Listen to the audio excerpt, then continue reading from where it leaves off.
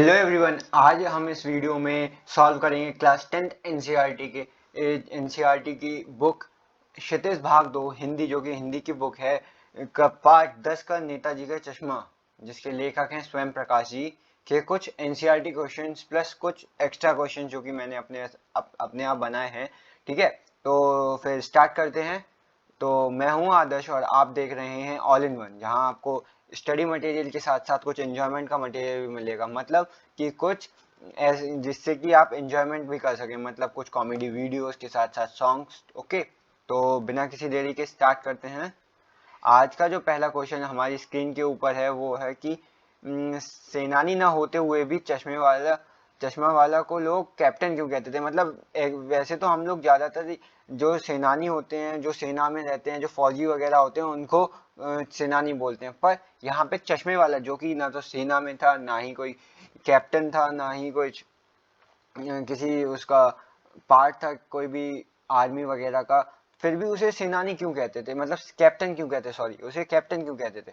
Captain उसे इसलिए कहते थे क्योंकि उसके अंदर एक देशभक्ति की भावना कूट कूट कर भरी हुई थी। क्यों?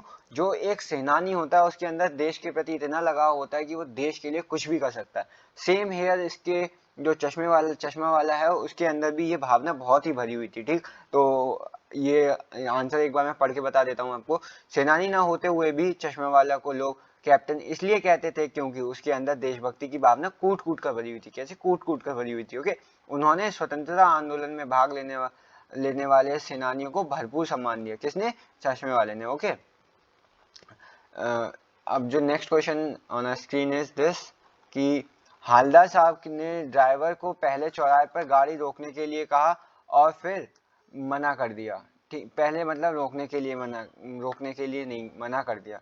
फिर क्या कहते हैं, लेकिन बाद में तुरंत रोकने को कहा। पहले उन्होंने क्या करा कि उस हालदार साहब से कह दिया कि अब अपने ड्राइवर से कहा कि आज हम इस चौराहे पे गाड़ी नहीं रोकेंगे। क्यों? क्योंकि हमें बहुत सारा काम है और पान हम आगे कहीं भी खा सकते हैं। वैसे उनके मन में एक्चुअली बहुत ही अंदर से वो बहुत टूटे हुए टाइप में थे, क्योंकि जो पिछले दो चार महीने साल से आ रहे थे वहां पे और देख रहे थे कि हाल जो मूर्ति लगी हुई है वहां पे सुभाष चंद्र जी की, उस मूर्ति पे एक चश्मे वाला जो था वो चश्मा चेंज होता रहता था, वही था एक जो उस पे चश्मा लगाता था। पर वो अब नहीं रहा था, वो एक्सपायर हो गया था। तो क्या है यहाँ पे जो क्वेश्चन है इसके बेस पे हमें 3 आंसर देने हैं। ठीक, पहला है हालदार साहब मायूस इसलिए थे क्योंकि जो चश्मे वाला था वो एक्सपायर हो गया था। उसके अंदर जो देशभक्ति की भावना थी वो शायद उन्हें ये नहीं लग रहा था कि जो कस्बा है उसमें किसी और के अंदर भी ये भावना होगी। ठीक, एक बार इसका आंसर पढ़ के देखते हैं हम लोग। हालदार साहब पहले इसलिए मायूस हो गए थे क्योंकि वे सोच रहे थे कस्बे में के चौराहे पर सुभाष चंद्र बोस की प्रतिमा को तो अवश्य मिलेगी, वो तो मिलनी ही थी, लेकिन उनकी आंखों पर चश्मा नहीं लगा होगा। चश्मा इसलिए नहीं लगा होगा क्योंकि वो जो चश्मा वाला था वो लगाने वाला देशभक्त कैप्टन तो मर चुका था, मर गया था वो, और अब किसी में वैसी देश प्रेम की भावना नहीं दिखाई दे रही थी। किसको नहीं दिखाई दे रही थी? अपने सॉरी, हाँ, हालदार साहब को नहीं दिखाई दे रही थी। मूर्ति पर सरकंडे का चश्मा क्या जगह था? मतलब जो मूर्ति पर सरकंडे का जो चश्मा लगा हुआ था, सरकंडे का मतलब बांस से जो बच्चे बना लेते हैं, छोटी छोटी लकड़ियों से जो चश्मा बना लेते हैं बच्चे, खेलते हैं जब गांव में या फिर टाउन्स में जब बच्चे खेलते हैं कस्बों में, तो ऐसे सरकंडे से चश्मा बना लेते हैं। ठीक, वो क्या जगह था? वो एक्चुअली बच्चों ने लगाया, तो बच्चों के अंदर अच्छी देशभक्ति है, उन्हें भी पता है कि जो हमारे सुभाष चंद्र बोस जी हैं वो बिना चश्मा के अच्छे नहीं लगते हैं, इसीलिए वो चाहते हैं कि इनके आंखों पर चश्मा लगा दिया है। ओके, मूर्ति पर सरकंडे का चश्मा इसकी उम्मीद जगाता है कि अभी भी लोगों के अंदर देशभक्ति है। ठीक, ये की भावना अब तक मरी नहीं है। ओके, खोज पीढ़ी इस धरोहर को संभाले हुए है। मतलब जो हमारी नई पीढ़ी है वो इस धरोहर को संभाले हुए है। ठीक है, बच्चों के अंदर देश प्रेम का जज्बा है, अतः देश प्रेम का भविष्य सुरक्षित है। देश प्रेम, देश का भविष्य अगर आपके हाथ में है कि आप अपना देश बेकार करोगे। जो जो युवा लोग हैं उनके हाथ में कि उनका देश कैसा रहेगा, क्योंकि अगली पीढ़ी वही है, आगे जाके उन्हीं को सब करना है, पूरा देश को उन्हीं को संभालना है। तो अगर उनके अंदर देश प्रेम की भावना नहीं होगी तो वो देश के लिए कुछ नहीं करेंगे, और अगर देश के लिए कुछ नहीं करेंगे तो देश तरक्की नहीं करेगा, और देश तरक्की नहीं करेगा तो फिर हमारा जो देश का भविष्य है वो खराब होगा। लेकिन अगर बच्चों के अंदर देश प्रेम की भावना है तो वो अंदर से बिल्कुल भविष्य उनका अपना जो देश का भविष्य है वो बिल्कुल सुरक्षित होगा, क्योंकि हम लोग अपने देश के लिए, अपने जो देश के लिए कुछ काम करने में जो अंदर से आनंद आता है, जो अंदर से एनकरेजमेंट मिलती है, वो शायद ही किसी और काम करने को मिलती है। ठीक, तो अपना जो सेकंड को थर्ड क्वेश्चन जो है इसका लास्ट वाला ये है, हालदा साहब तो इसी बात पर भावुक हो गए, मतलब इतनी सी बात पर भावुक क्यों हो गए थे, जो रोक मतलब तुरंत रोकने को कहा और वो फिर वहां से उतरे और वो अचानक से भावुक हो गए थे। भावुक इसलिए हो गए थे जब उन्होंने नेताजी की प्रतिमा की आंखों पर चश्मा लगा देखा, तो हालदा साहब के मन की निराशा की भावना अचानक ही रूप में संशोधित हो गई और उनके हृदय में प्रसन्नता से आंखों में आंसू बनकर झलकी। देखो क्या था कि जब जो हालदार साहब हैं जब वो भावुक इसलिए हो गए थे क्योंकि पहले जब इससे पहले जब वो आए थे तो नेताजी की मूर्ति पर चश्मा नहीं था। जब उन्हें पता चला, जब उन्होंने पूछा क्यों नहीं था चश्मा, तो वो जो कैप्टन था वो मर गया था, इसलिए चश्मा नहीं लगाना था। जब अचानक से वो बहुत सेट थे और अचानक से फिर उन्होंने देखा कि उस पर चश्मा लगा हुआ था, तो फिर इसीलिए उनकी आंखों में प्रसन्नता आई, मतलब उन्हें अंदर से बहुत खुशी हुई। ठीक, उन्हें यह विश्वास हो गया कि देशभक्ति की भावना पहचान पीढ़ी के मन में भी भरी हुई, मतलब जो नई पीढ़ी है उसके मन में भी भरी हुई है। ये पहचान गलत शब्द लग गया, सॉरी। आशय स्पष्ट करें, हमें इसको हमें मतलब अब क्या कहना चाह रहे हैं वो बताना है। बार बार सोचेंगे क्या होगा कि कौम का जो अपने देश की खातिर घर गृहस्थी जवानी जिंदगी सब कुछ खर देने वालों पर ही भी हंसती है और अपने लिए बिकने कैमोली प्राप्ति है। ठीक, तो इसका देखते हैं क्या है। हालदा साहब बार बार सोच रहे थे कि उस कौम का भविष्य कैसा होगा जो उन लोगों की हंसी उड़ाती है जो अपने देश के खातिर घर गृहस्थी सब कुछ त्याग चुके होते हैं। कुछ लोग ऐसे आपने देखे होंगे कि अगर कोई देश के लिए काम कर रहा है तो उसको इतना मतलब उसको चिढ़ाते हैं, उसकी हंसी बनाते हैं, जो कि बहुत ही एक वैसे तो बहुत नेक काम कर रहा है वो, लेकिन अपनी गृहस्थी को छोड़ के आया है, जवानी को छोड़ रहा है, जिंदगी छोड़ रहा है, सब देश के लिए कुर्बान कर रहा है, लेकिन फिर भी वो उसके ऊपर हंसते हैं। साथ ही वह ऐसे अवसर तलाशते हैं रहती है जिसमें उसकी स्वार्थ की पूर्ति हो सके। और हम हमेशा यही चाहेंगे, जो कुछ लोग होते हैं जो कि उनका भला हो, बाकी हमें किसी दूर दूर दूर दूर तक किसी चीज से मतलब नहीं है। ठीक है, चाहे उसके लिए उनकी तैनिकता को भी तलांजलि, ये क्या है यार, तिलांजलि क्यों न देनी पड़े। ओके, मतलब चाहे अपनी जो उनकी नैतिकता है उसको भी, नैतिकता का मतलब देश के प्रति या फिर उनके जो कर्तव्य है, मेन कर्तव्य, उस पर भी उसको भी खराब, मतलब उसे भी छोड़ना पड़े, कोई फर्क नहीं पड़ता। अर्थात आज हमारे समाज में स्वार्थ पूर्ति के लोगों के लिए अपना विश्वास तक गरीब दिया जाता है। यहाँ देशभक्ति को मूर्खता समझा जाता है, मूर्खता समझा जाता है यहाँ पे। ठीक है, पान वाले का एक रेखा चित्र प्रस्तुत करना। हमें पान वाला कैसा था? पान वाला एक मोटा सा आदमी था जो बहुत ही खुशमिजाज था, काला था, उसके सर पर बहुत ही कम बाल थे, और क्या कहते हैं, आप जब किसी चीज का क्या कहते हैं उसका रेखा चित्र प्रस्तुत करेंगे तो कुछ आपको अपने जो मेन क्वेश्चन हैं उसके आंसर्स देने हैं। वो पहला, वो कैसा दिखता था, ठीक है, उसका क्या कहते हैं अंदर से वो कैसा था, मतलब वो पहली बात वो कैसा दिखता है बाहर से, अंदर से वो कैसा बातचीत करने में कैसा था। ठीक है, वो उसकी पर्टिकुलर कोई हैबिट तो नहीं थी, जैसे कि इसकी ये जो है पान वाले, उसकी पान चबाने पूरे दिन मुंह हरदम पान रहता था उसके मुंह में। ठीक है, ऐसा ये 3 क्वेश्चन है जो आपको हमेशा ध्यान रखने हैं जब किसी का रेखा चित्र प्रस्तुत करेंगे। पान वाला काला मोटा और खुशमिजाज आदमी था। कैसा था? काला मोटा। उसके सिर पर गिने चुने बाल ही थे, सॉरी। ज्यादा पान खाने के कारण उसके दांत काले हो गए थे। वो हरदम अपने मुंह में पान भरा रहता था, उसके मुंह में हमेशा पान रहता था। ठीक है, जिसके कारण उसके दांत काले हुए, इसलिए कहते पान वगैरह थोड़ा कम खाया करो बेटा।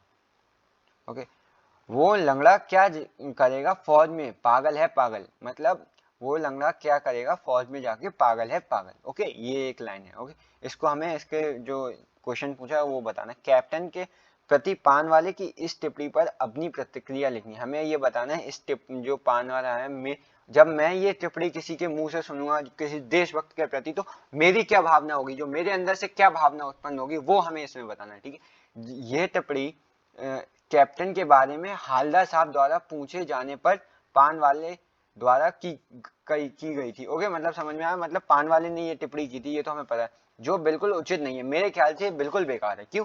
क्योंकि कैप्टन शारीरिक रूप से विकलांग था, भले ही वो शारीरिक रूप से विकलांग होने के कारण फौज में नहीं जा सकता था, लेकिन उसके हृदय में अपार देशभक्ति की भावना थी। उसके अंदर कैसी भावना थी? अब देशभक्ति की भावना थी, जिसके कारणवश वह किसी फौजी से कम नहीं थी। वो फौजी से क्यों नहीं कम था? क्योंकि उसके अंदर देश प्रेम की भावना थी। जिस भी इंसान के अंदर अपने लिए के मन में देश प्रेम के लिए की भावना है, वो निश्चित ही फौजी के बराबर है।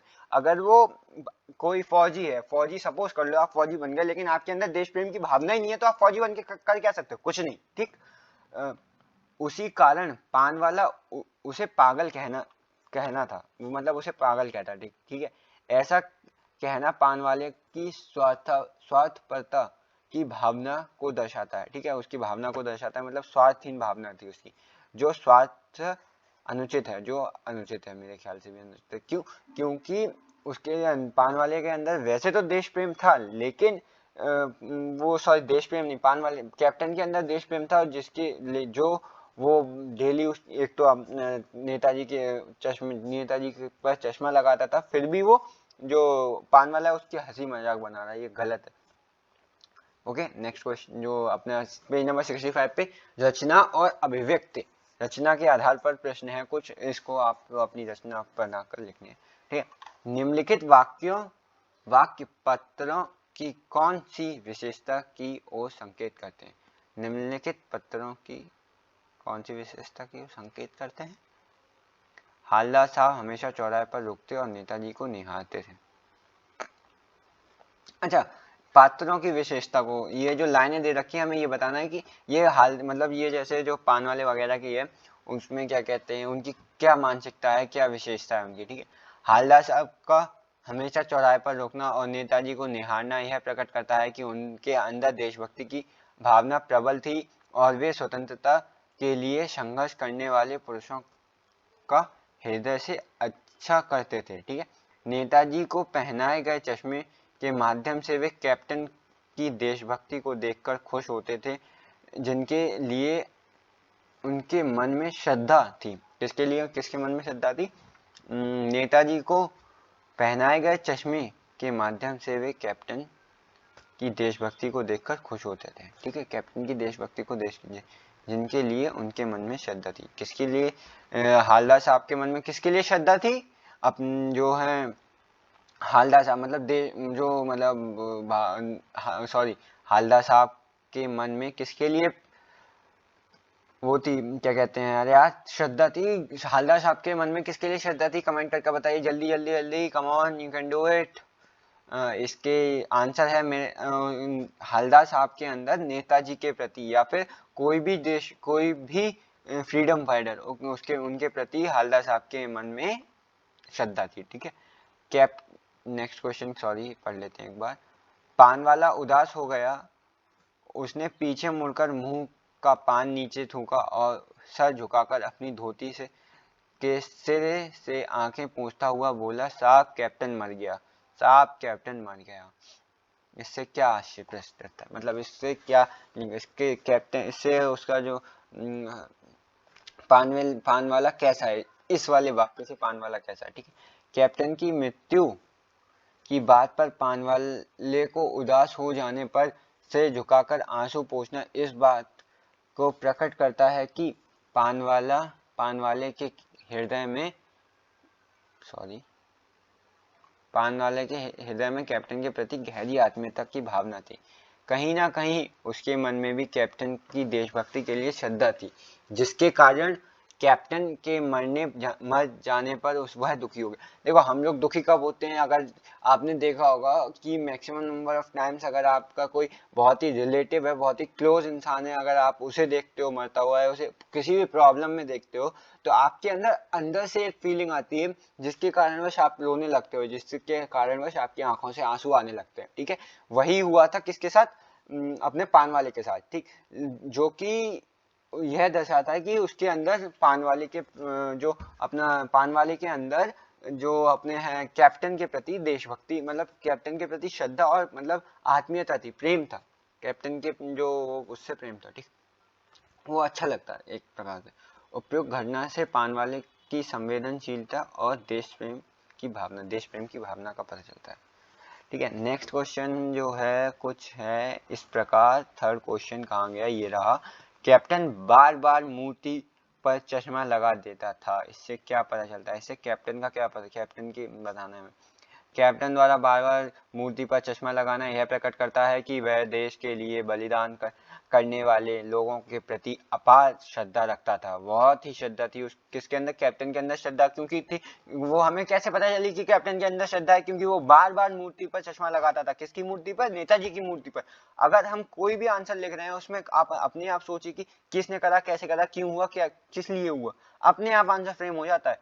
ठीक है, उसके हृदय में देशभक्ति और त्याग की भावना कूट कूट कर भरी हुई थी। किसके अंदर भरी हुई थी? अपने जो है कैप्टन के अंदर देशभक्ति की भावना कूट कूट कर भरी हुई थी। Okay, next question on our screen, that question number 7 is, जब तक हालदार साहब ने कैप्टन की को साक्षात नहीं देखा, किसने? हालदार साहब ने जब तक कैप्टन को साक्षात नहीं देखा तब तक उसके मानस पटल और उसका कौन सा चित्र रहा होगा उसकी कल्पना से लिखें। देखिए, जब तक आप किसी इंसान को देखते नहीं हो उस टाइम तक, और जब उस इंसान को देख लेते हो उसके बाद आपके मन में जो चित्र थे वो प्रस्तुत करने हैं। जैसे सपोज कर लो हमने अभी किसी को देखा नहीं है, जैसे यहाँ पे हालदार साहब ने कैप्टन को अभी तक नहीं देखा है, तो उनके मन में क्या क्या चल रहा था कि ये कैप्टन जो है वो कैसा होगा, कि दिखने में कैसा होगा, कि जो उसकी दुकान है वो कैसी होगी, चश्मे की दुकान थी, वो क्या होगा, चश्मे की दुकान होगी, क्या होगा, ठेला होगा,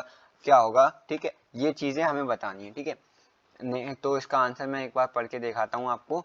हालदार साहब ने जब तक कैप्टन को साक्षात नहीं देखा था तब तक उनके मानस पटल पर कैप्टन की एक भारी भरकम मजबूत शरीर वाली रौबदार छवि अंकित हो रही होगी। मतलब एक भारी शरीर है, आप कैप्टन बोल रहे हो किसी को, तो हमारे अंदर अचानक से क्वेश्चन पहुंच जाता है, कहीं वो फौजी तो नहीं है, कहीं वो सेनानी तो नहीं है, कहीं कोई वो योद्धा तो नहीं है, कहीं कोई वो अपनी पर्टिकुलर इंसान तो नहीं है जो रेसलिंग वगैरह करता है, या फिर कोई भी देश प्रेम के प्रति जो कैप्टन बोलते हैं ना, जैसे सपोज कर लो आप कोई भी कैप्टन ले लो, अगर देशभक्ति है उनके अंदर, बस वही करना है। सॉरी यार, मैं कहाँ से कहाँ पहुंच जाता हूँ, कहाँ गया यार, मेरा क्वेश्चन नहीं मिल रहा भाई। 7, हाँ ये इसका आंसर इधर होगा। हाँ ये रहा 7 क्वेश्चन। ठीक है, होने के कारण लोग उन्हें कैप्टन कहते हैं। कैप्टन हम ज्यादातर लोग उन्हीं लोगों को कहते हैं जो सेनानी होते हैं, फौज वगैरह में जाते हैं, आर्मी, कोई किसी भी टाइप की आर्मी हो सकती है, वाटर, नेवी, कुछ भी, एयर, कोई भी। ओके, तो नेक्स्ट क्वेश्चन करें। बोर तो नहीं हो रहे आप लोग? बोर हो रहे हो तो क्या करा जा सकता है, 2 मिनट तक आप ब्रेक ले सकते हो। मैं तो ब्रेक नहीं ले सकता यार, समझा करो। तुम ब्रेक लेना चाहो तो वीडियो पॉज करके, अरे हाँ कमेंट करो ना, लाइक करो, शेयर करो। तब तक पढ़ने का ही तो मन नहीं हो रहा, बोर हो रहा है पढ़ने से, तो वीडियो पॉज करो, 2 मिनट तक शेयरिंग कर दो यार कम से कम, तब तक वीडियो लाइक करो, सब्सक्राइब करवाओ यार। हम लोग कुछ नहीं करते। क्वेश्चन नंबर 8, कस्बों, शहरों, महानगरों पर किसी न किसी सेट के प्रसिद्ध व्यक्ति की मूर्ति लगाने का प्रचलन सा हो गया है। ठीक है, मतलब जो शहर हैं, कस्बे हैं, ज़्यादातर आपने देखा होगा कि चौराहे पर आप देखोगे कि कोई भी किसी भी पर्टिकुलर व्यक्ति जो फ्रीडम फाइटर रहा हो या फिर बहुत ही नेक काम करने वाला रहा हो, उसकी मूर्ति का प्रचलन सा हो गया। ठीक, इसके बाद इसके जो कुछ क्वेश्चन है वो लिखने हैं। इस तरह की मूर्ति लगाने के क्या उद्देश्य हो सकते हैं? किस तरह की मूर्ति लगाने के? इस तरह की मूर्ति लगाने से, के नहीं, से क्या उद्देश्य हो सकता है। ठीक है, एक क्वेश्चन, इसका आंसर पढ़ते हैं पहले हम लोग, फिर नेक्स्ट क्वेश्चन करेंगे। इस तरह की मूर्ति लगाने का प्रमुख उद्देश्य है होता है कि उक्त महान व्यक्ति की स्मृति हमारे मन में बनी रहे। अगर जैसे आप किसी चीज से बहुत दिनों तक दूर रहे, सपोज कर लो आपने अपना चैप्टर कोई नहीं पढ़ा या फिर किसी इंसान की आपके सामने छवि बनी हुई है, आप उस इंसान से बहुत दिनों तक नहीं मिले तो आप उसे कुछ भूल सा जाते हो, तो जो वो चीज ना हो इसके लिए हम लगाते हैं ये मूर्तियां। ठीक है, हमें यह स्मरण रहे कि उन महापुरुषों की वजह से ही हम आज ये जीवन जी पा रहे हैं। आज हम ऐसे बैठ के मैं आपको ये वीडियो बता पा रहा हूँ, ये वीडियो बना रहा हूँ, ये क्वेश्चन आंसर एक्सप्लेन करवा रहा हूँ, किसकी वजह से? उन महापुरुषों की वजह से जिन्होंने हमारे देश को आजाद कराया, जिन्होंने हमारे देश को जो अंग्रेज थे उनसे आजाद करा है, उनकी कारणवश ही हम आज यहाँ बैठ के पढ़ रहे हैं। ये हमारे दिमाग में आए तो इस चीज का स्मरण करवाने के लिए हम ये मूर्तियां लगाई जाती हैं। ठीक है, जो क्वेश्चन ये आप पढ़ लीजिएगा। ठीक है, थर्ड क्वेश्चन, सेकंड क्वेश्चन क्या है? आप अपने इलाके के चौराहे पर किस व्यक्ति की मूर्ति स्थापित करवाना चाहेंगे और क्यों? ठीक है, किस व्यक्ति की आप करवाना चाहेंगे वो आप, इसमें ये पर्टिकुलर नहीं है कि आप यही लिख के महात्मा गांधी, आपको जो नेता पसंद है, आपको जो फ्रीडम फाइटर पसंद है वो लिख सकते हैं। आप भगत सिंह लिख सकते हैं, हमारे जवाहरलाल नेहरू जी लिख सकते हैं, महात्मा गांधी लिख सकते हैं, आपके मन में चाहे तो आप नेताजी भी लिख सकते हैं, कोई भी A to Z कोई भी फ्रीडम फाइटर जो आपको अच्छा लगता हो वो लिख सकते हैं आप इस क्वेश्चन में। ओके, नेसेसरी नहीं है कि आपको यही लिखना है। ओके, तो जो हमारा आंसर है इसका कारण यह है, महात्मा गांधी की मैं मूर्ति लगवाना चाहूंगा। क्यों? इसका कारण यह है कि आज के परिवेश में जिस प्रकार हिंसा और झूठ स्वार्थ, आजकल झूठ, हिंसा, स्वार्थ, अपने लिए स्वार्थ, किसी इंसान, भ्रष्टाचार बहुत बढ़ता जा रहा है। जो गांधी जी के विरोध कर, जो गांधी जी सब कभी भी सपोर्ट नहीं करते थे, वो दिन ब दिन बहुत बढ़ता जा रहा है। इसीलिए मैं गांधी जी की मूर्ति लगवाना चाहूंगा, क्योंकि अगर वो लोग देखेंगे गांधी जी की मूर्ति को तो उनके अंदर जो अहिंसावादी सोच प्लस कभी भी झूठ ना बोलना, उनके अंदर बिल्कुल स्वार्थ नहीं था, भ्रष्टाचार तो था ही नहीं उनके अंदर, भ्रष्टाचारी तो वो थे ही नहीं। तो बस ये चीज उनके दिमाग में आया, इसलिए मैं महात्मा गांधी जी की मूर्ति लगवाना चाहूंगा।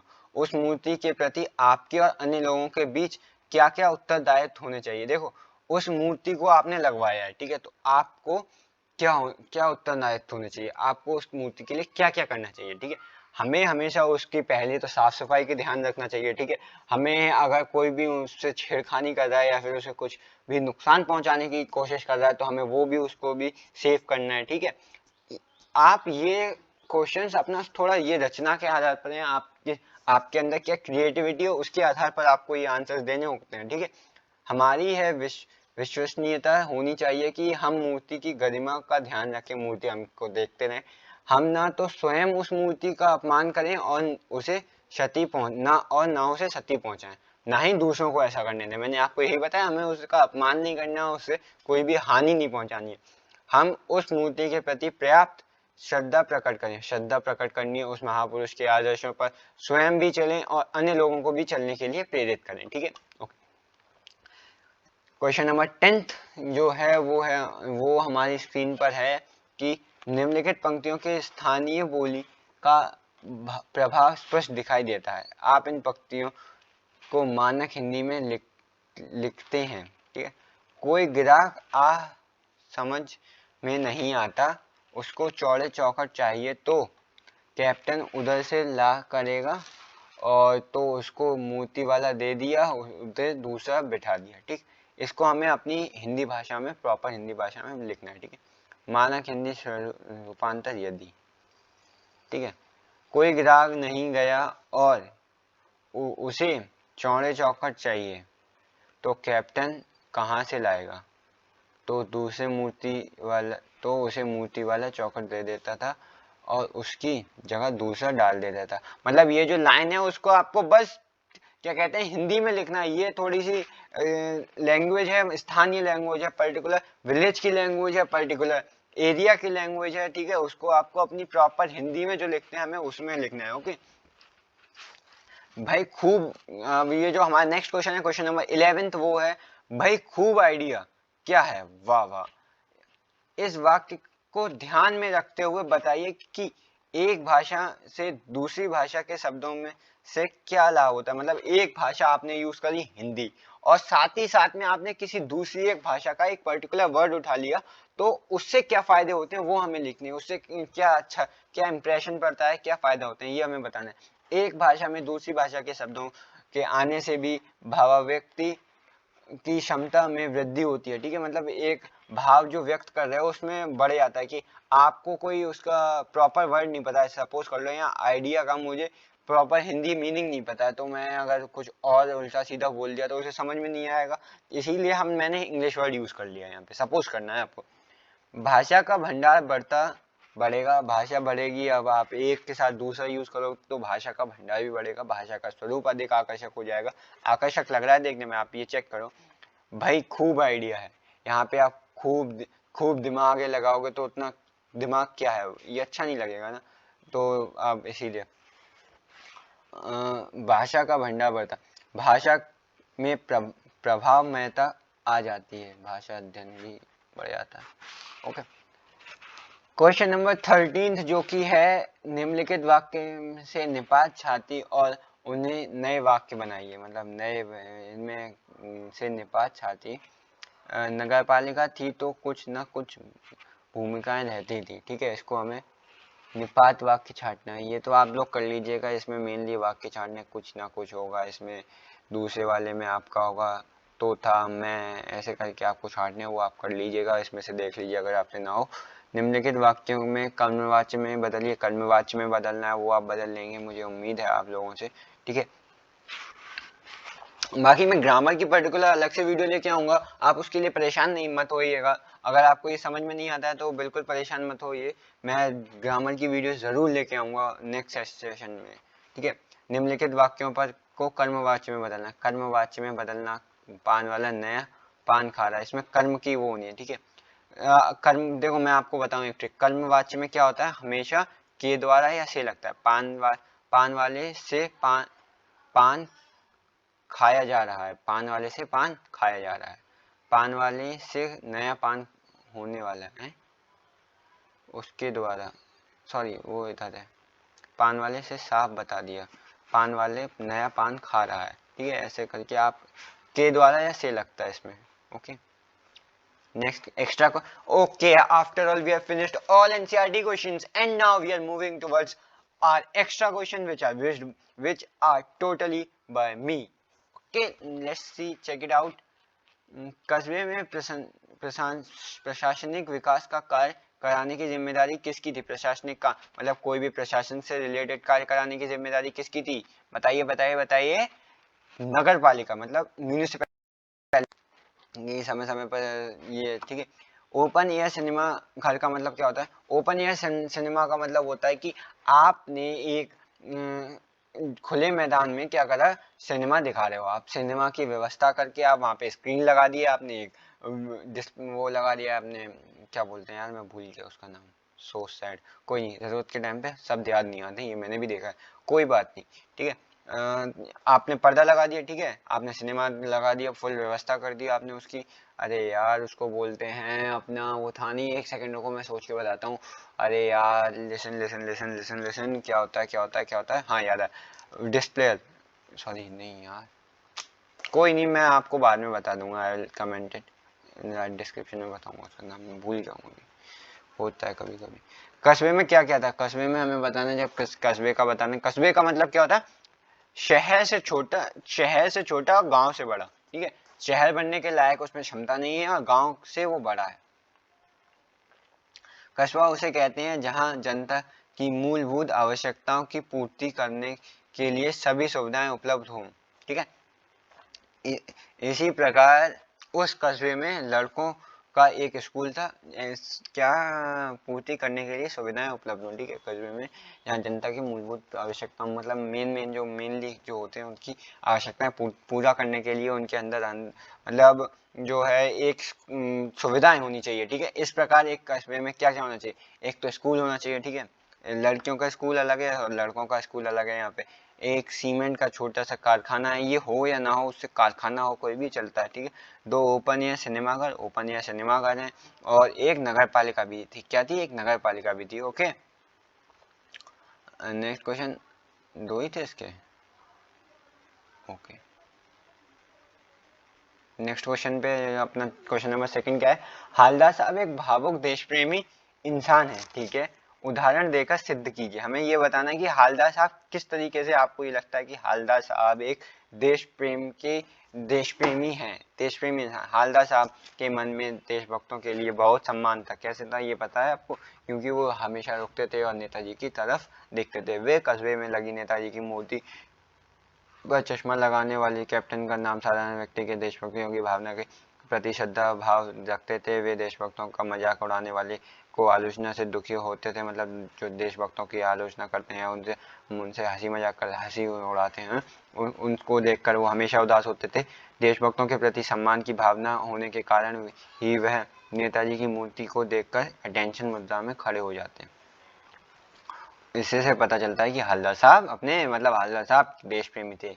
शीला अग्रवाल जैसी प्राध्यापक किसी भी विद्यार्थी के जीवन को कैसे सवाल। अच्छा, यहाँ पे आपको क्या, यहाँ पे एक शीला अग्रवाल हैं, उनका क्या सीन है? वो एक टीचर हैं, तो उनकी क्या प्राथमिकता रहनी चाहिए कि एक विद्यार्थी का जीवन मतलब सही हो जाए, कि उन्हें विद्यार्थी का जीवन सही करना है, तो उनकी क्या प्राथमिकता रहनी चाहिए? ठीक है, विद्यार्थी को उचित मार्गदर्शन देना है, मार्गदर्शन कराना है, ठीक है। दूसरा क्या है, उसकी सोच समझ का दायरा बढ़ाकर, उसकी सोच समझ का दायरा बढ़ाया जा सकता है, उसकी रुचियों का विकास करा जा सकता है, जिसमें वो इंटरेस्टेड है उसको और इंटरेस्टेड करना है उसके लिए उसमें, ठीक है। आप इसको कुछ भी लिख सकते हैं, इसमें अपने पॉइंट भी ऐड कर सकते हैं, ठीक है। नेताजी की प्रतिमा की आंखों पर कैसा चश्मा लगा था? ठीक है, प्रतिमा लगाने वाले पत्थर का चश्मा न लगा होने के संभावित कारणों को पठित पाठ के आधार पर बताना है। हमें इस पाठ के आधार पर बताना कि क्या क्या कारण हो सकते हैं। नेताजी की आंखों पर कांच का असली चश्मा लगा था। प्रतिमा पर पत्थर का चश्मा न लगा होने के संभावित कारण, जो देखो कैसा चश्मा लगा, कांच का असली चश्मा लगा हुआ था, पत्थर से बना हुआ। नगर पालिका का देश के कुशल कारीगरों की जानकारी नहीं थी, जो अच्छे मेन कारीगर हैं उनकी। अच्छी मूर्ति की लागत अनुमति बजट से ज्यादा आ रही होगी। शासन विधि का समाप्त होना, किसी पर्टिकुलर शासन का समाप्त होना। वो उसने कह दिया कि 1 महीने में डाल दूंगा, मैं 1 महीने में वीडियो कह रहा हूँ 1 महीने में मूर्ति बना के आपके सामने रख दूंगा, लेकिन उसे टाइम ही नहीं लगा। उसने बनाया होगा, जल्दी में बना रहा होगा, तो हो सकता है टूट गया चश्मा। नगरपालिका ने नेताजी की मूर्ति चौराहे पर लगवाने की हड़बड़ाहट क्यों दिखाई थी?